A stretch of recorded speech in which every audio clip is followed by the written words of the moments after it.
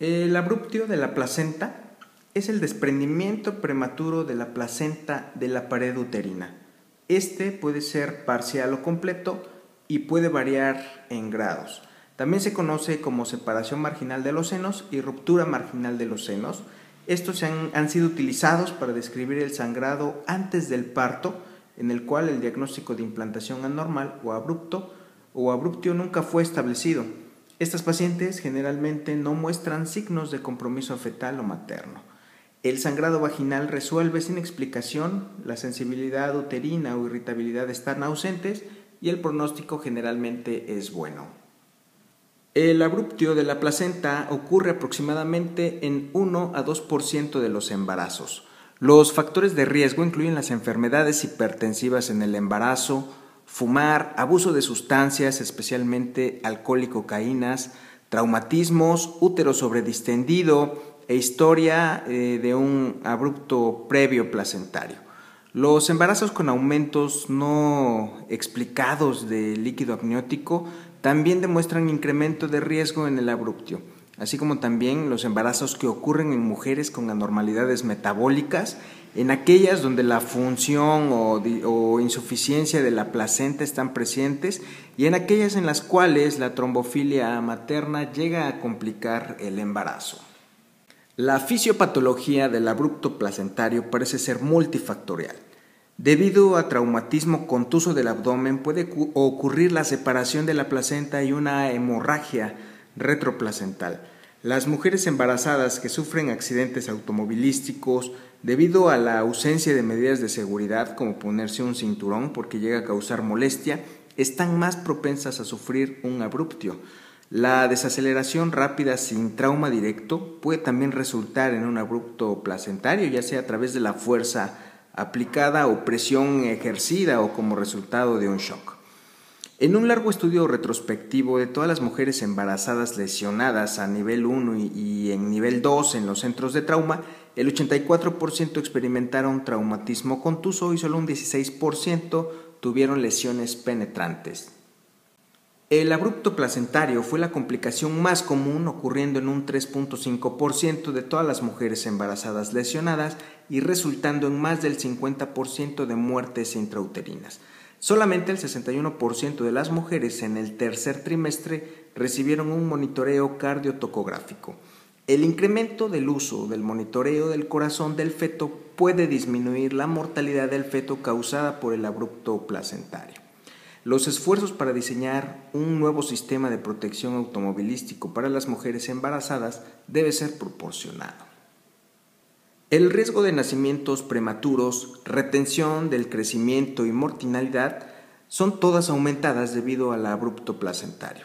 El riesgo de mortinatalidad es proporcional al grado de desprendimiento o separación, pero el riesgo de trabajo de parto prematuro debido a la irritabilidad uterina está presente aún en grados de desprendimientos moderados. La prematuridad está aumentada debido al parto pretérmino iatrogénico.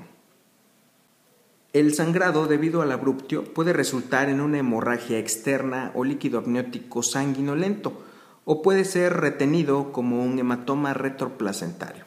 Aproximadamente el 20% de abruptios son ocultos y no presentan una hemorragia externa.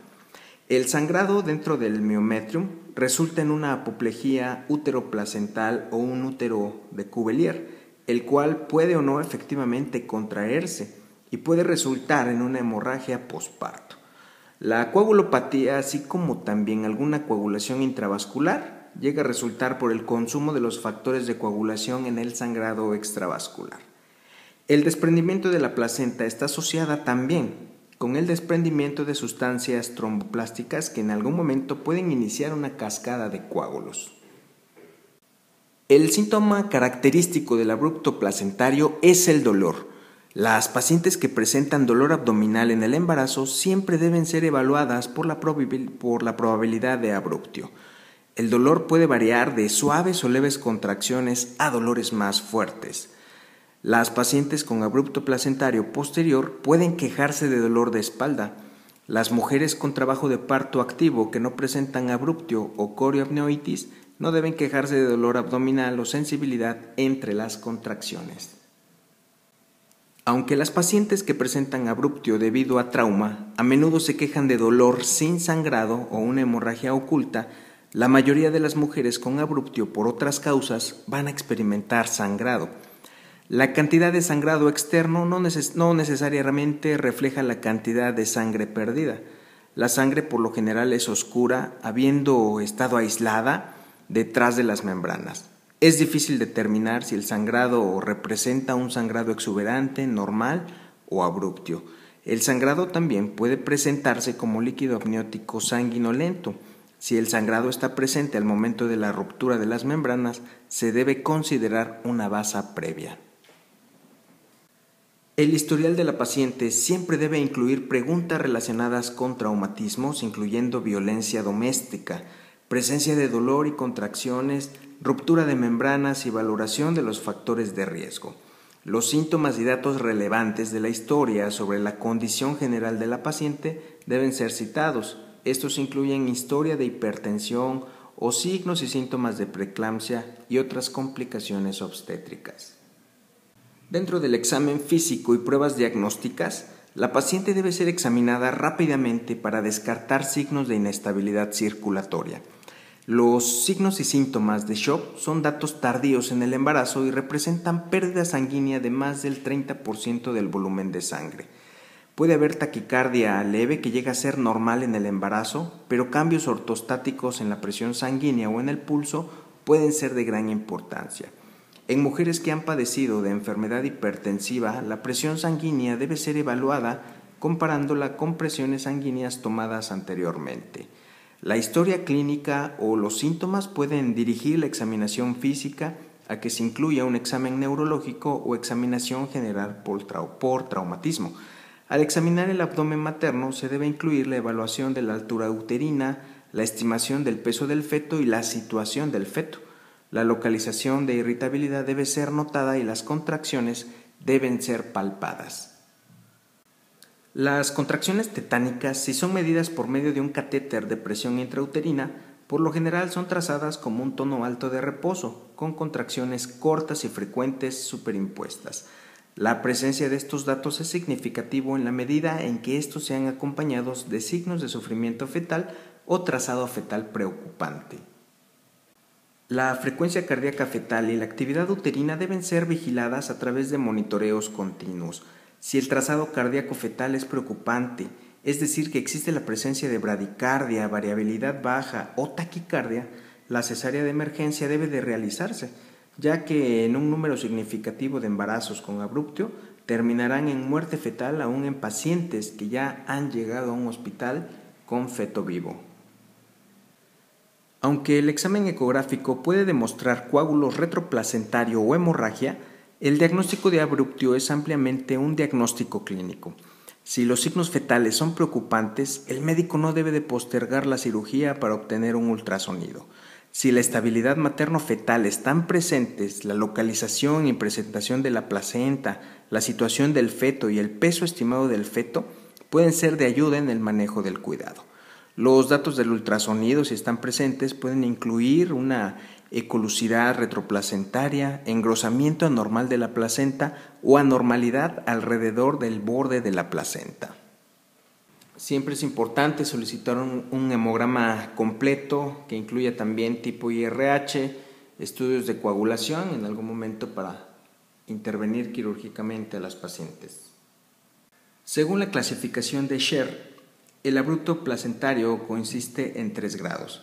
El grado 1 es leve y a menudo se diagnostica al momento del parto cuando se observa un hematoma retroplacentario, explicándose así el sangrado no diagnosticado.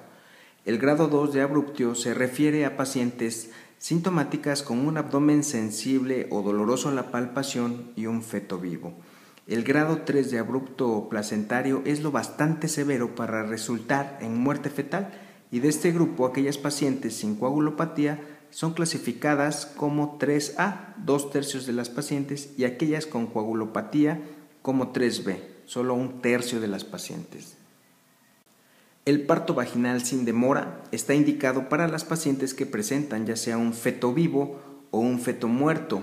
Si la paciente tiene signos fetales adecuados y está en trabajo de parto activo con progreso rápido, entonces el parto vía vaginal puede ser permitido.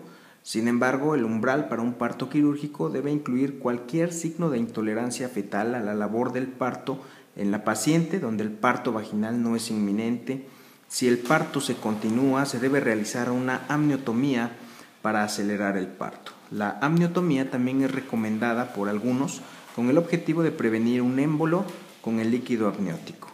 La inserción de un catéter para medir la presión intrauterina puede ayudar en la detección del tono uterino aumentado, que frecuentemente indica descompensación de la condición del feto.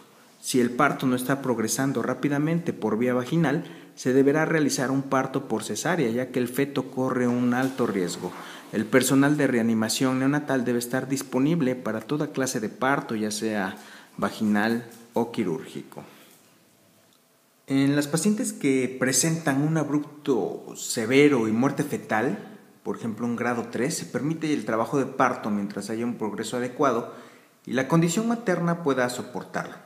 En este caso, un nacimiento vaginal es preferible en términos de riesgo.